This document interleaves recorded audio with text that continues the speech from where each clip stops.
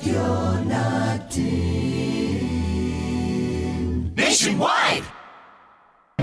Kumustahin nga muna natin ng takbo ng ating ekonomiya. Lagi ng ating ekonomiya nitong weekend, nagsara ang palitan ng piso, 59 pesos per dollar. Okay. Pinakamababa na daw yung partner for the past several years. Tapos nitong weekend din, binulabog naman tayo ng mga ingay sa politika. Oo, dami na po yan, partner. Partner. At saka yung mga issue ng banta-banta sa buhay ay hindi lamang sa Pilipinas nag-trending, kundi sa buong mundo. Sa ibang bansa na rin, partner. Ano ang impact niyan sa ating negosyo? Yan ang alamin natin mula sa Chief Economist ng Rizal Commercial Banking Corporation. Isa hong magaling dalubhasa pagdating sa galaw ng ekonomiya, si Ginoong Michael Ricaport. Sir Mike, magandang umaga po sa inyo. Magandang umaga po Kung Angelo at Miss Jessica at sa inyo po mga taga-subaybay. Sir, kumustang magiging Pasko natin?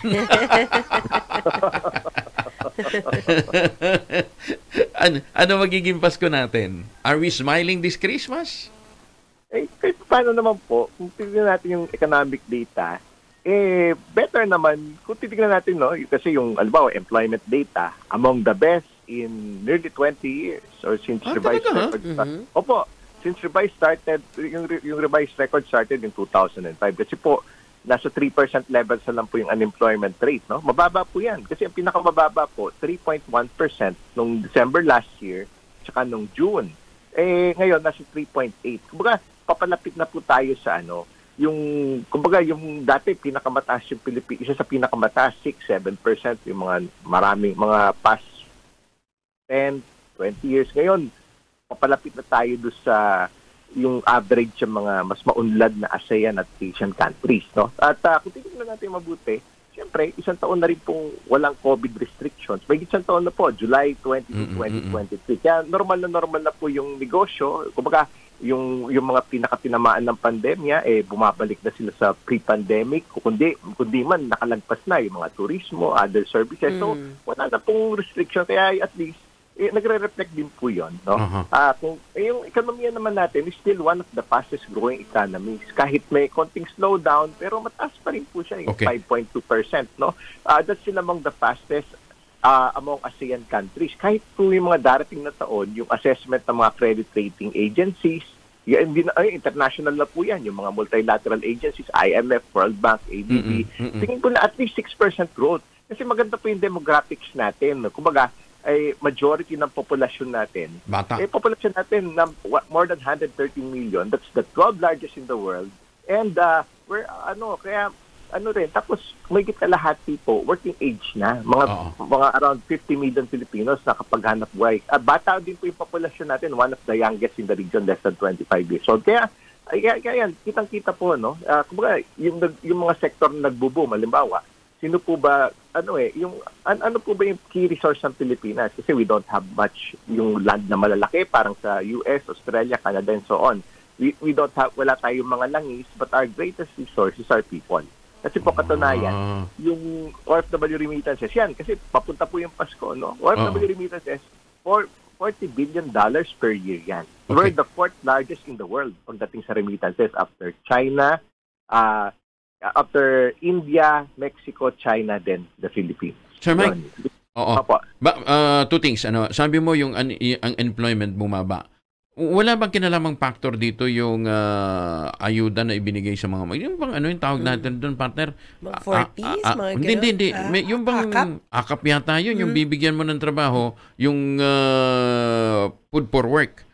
Hindi ba kasama? Counted ba yun? Hindi ba na-equate yun doon sa Kasi sabi nila, kaya bumaba yung bilang ng mga walang trabaho dahil daw doon sa programa na yun. Na-employ sila, parang ganon. Considered as employed sila.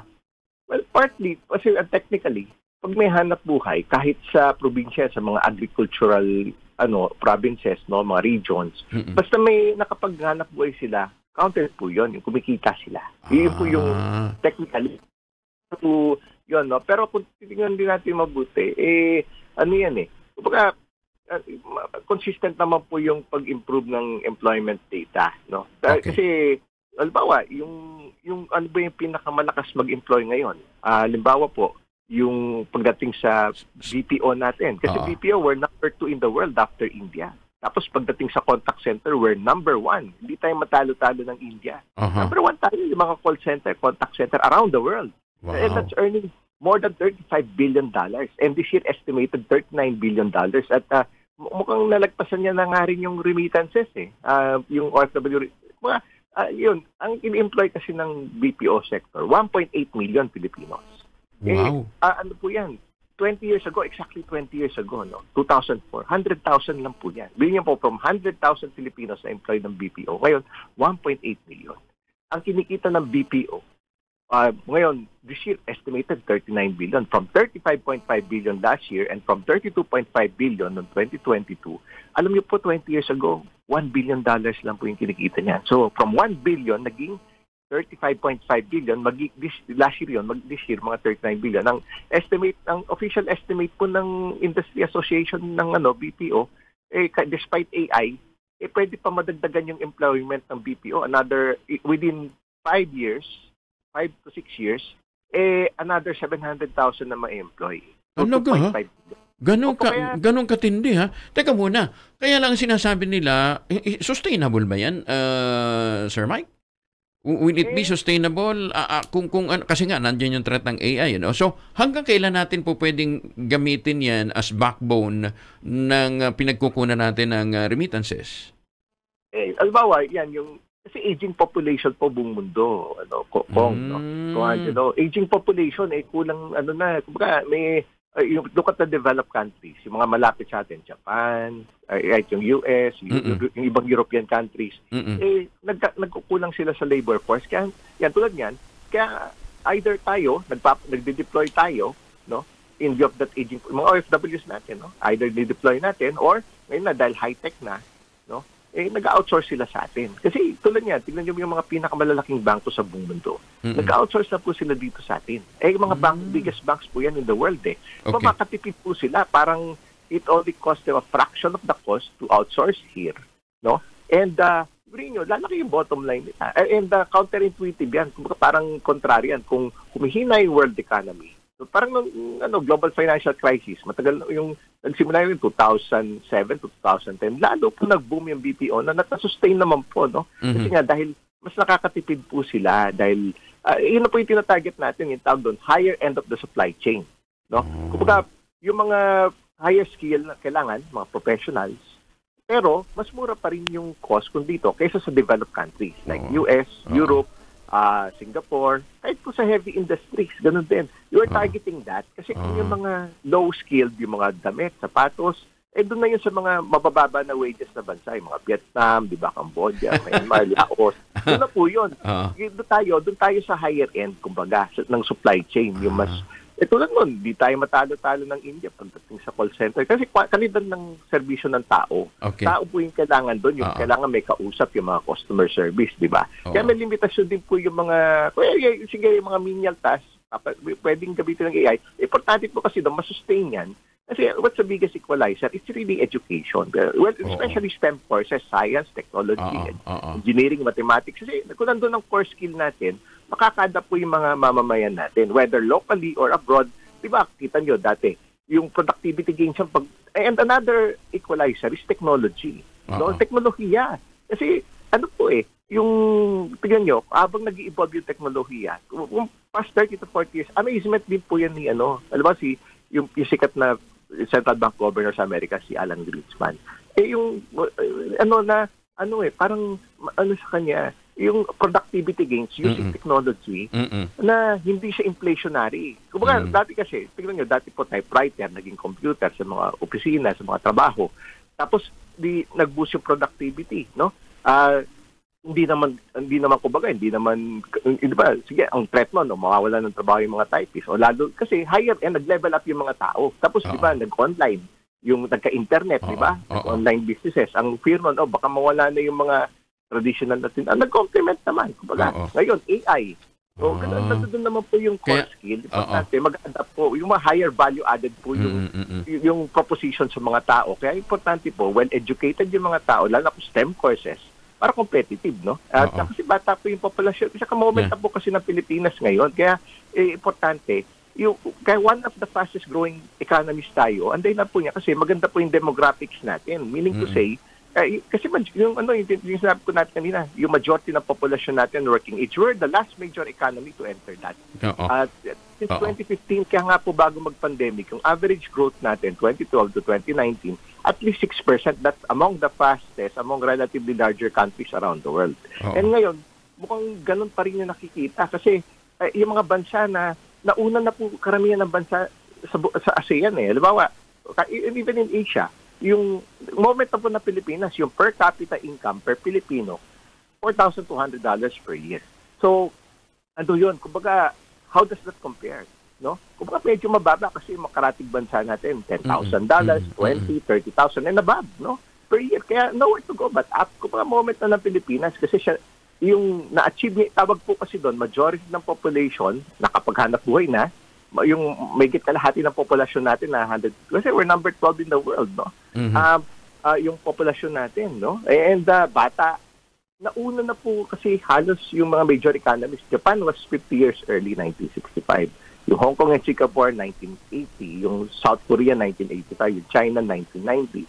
Yung ibang major ASEAN countries, nauna na po ng 10 to 20 years. Kaya moment na po ng Pilipinas para humabol. Nowhere to go but up. Yung per capita.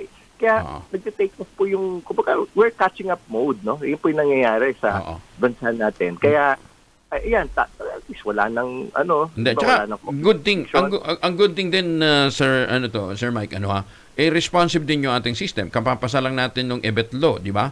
Yung para sa, ang tawag dito, pag-match ng, ng technology at saka ng technical skills ng ating mga manggagawa. Tapos, meron na rin pa rin dito na uuso na yung micro-credential, di ba? Na accepted din globally, bagamat hindi pa fully utilized sa Pilipinas, ina-accept na rin. Kaya eventually talaga yung yung skills natin would really address din sa globalization. So, to summarize, hindi natin dapat ikabahala itong ingay sa politika. Sir Mike. Opo, kasi una hindi naman po talaga bago 'yan, no. Yung nagsimula yung similar na, 'di ba, mga noong June po nagsimula yung mga similar na noises na narinig natin sa tapos kahit naman over the years kung titingnan niyo, 'di ba, meron naman kasi politics is politics, iba pong larangan 'yan, no. Although importante rin na bottom line, sige, there may be political noises, pero what's really important, we have the strong institutions of law. Po yung kasi siyempre yung rule of law, tapos malakas yung institutions, good governance, no? Kasi po, yung mundo papunta na sa ESG standards sa tinatawag. Mga natangkilik ng global investors as encouraged by the global regulators, even before the pandemic, na tangkilikin mag-invest sa mga kumpanya sa buong mundo, sa mga bansa sa buong mundo, na ina-adhere yung highest standards ng friendly, yung ESG, friendly to the environment, yung mga sustainability, that's E. Social, friendly to society, no? Yung mga human rights, yung mga yung G, good governance, yung siyempre yung rule of law na talagang nire-respeto yung batas. Kasi po yan kumbaga, yun po talaga, good ESG means good business. Kumbaga yung return, yun po yung signaling niya, mapa sa company level yan, mapa sa bansa. Kaya ayun naman po importante. Marami na pong kumbaga yung bansa natin, nag-evolve yan for the past 20, 30 or so years, no? Kumbaga, basta nandun yung fundamentals, nagagawa po yung trabaho mabuti sa to make the environment more conducive to both local and foreign businesses, maglikha po ng maraming trabaho, maglikha ng hanap buhay.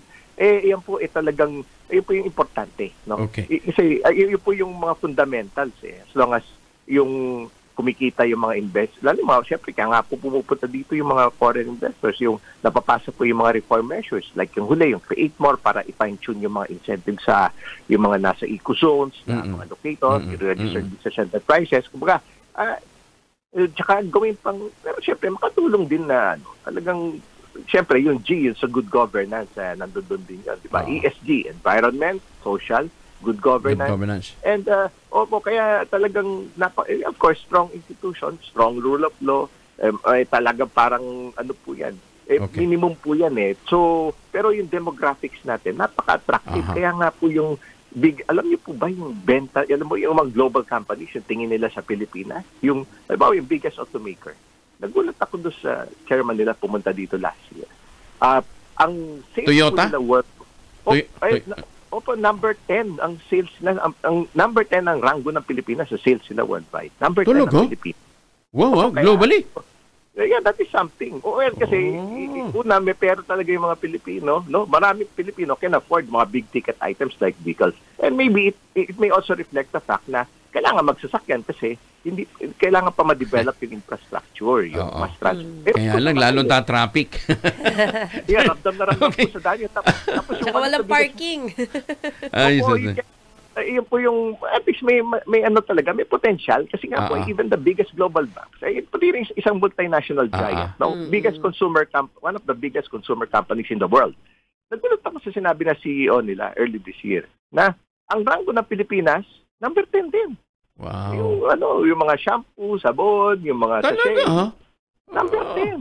Okay. And that is something. Yes, sir. Sa mga sasakyan. Okay. Kasi dahil nga yung pillars natin, yung we have OFWs, no? Kasi we're the biggest source of nurses in the world. 20% at least. We're the biggest source of seafarers in the world. 20 to 25% galing Pilipinas.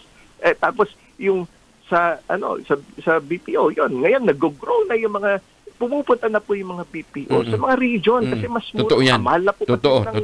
Mahal na po lahat dito. Property, upa. Kaliwat kanan ng mga project doon, di ba?